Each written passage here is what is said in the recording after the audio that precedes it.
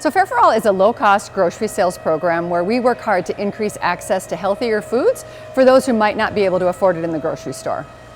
We tend to focus our products on frozen meats and fresh produce because they tend to be more expensive in the grocery store. And on average, they're 30 to 40% less than what you would pay in the grocery store. So the Fare for All program runs in the state of Minnesota, and we operate 32 different locations where we load up the truck, and once a month we go to different sites, primarily across the metro area, but in the last year we've been expanding out to more rural areas where they tend to have to drive a lot further to get to a grocery store. It might even be considered a food desert. We try not to duplicate services, so we try to make sure that our Fare for All sites are spread out so that more people can access them. And quite frankly, we choose sites when the community calls us. And the community calls us and says, would you please come and set up a site in our church basement or in our community center because we don't have access to low-cost groceries.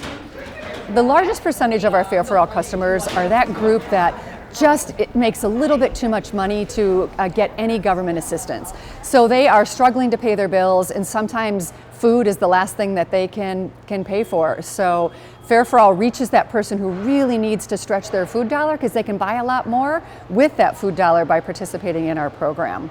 And of course, there are also people who are just coupon conscious and like to get a good deal, and they also shop the program.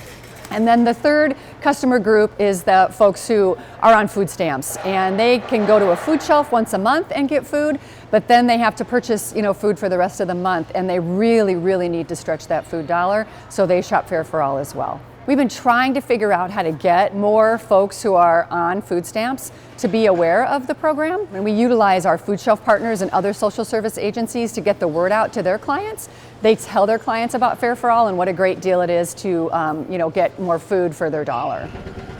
I think a Fare for All program is really best suited for a food bank because food banks deal in larger quantities of food, truckload levels of food, where you can go out and buy by the truckload and really take advantage of those cost breaks, and then you can run a program at the lower cost that you need to for the customer.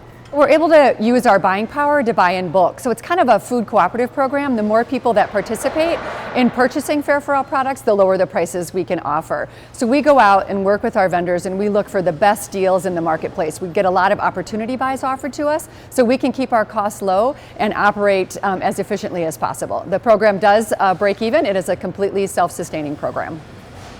I think food insecure people need a variety of options to feed their family. When you go to visit a food shelf, you typically get about a week's worth of food. That's not going to cover you for the month. If you're on food stamps, or many people who visit food shelves are working, those dollars that they do have left, it's a great way, a Fare for All program is such a great way for them to stretch those dollars and get more food for their money.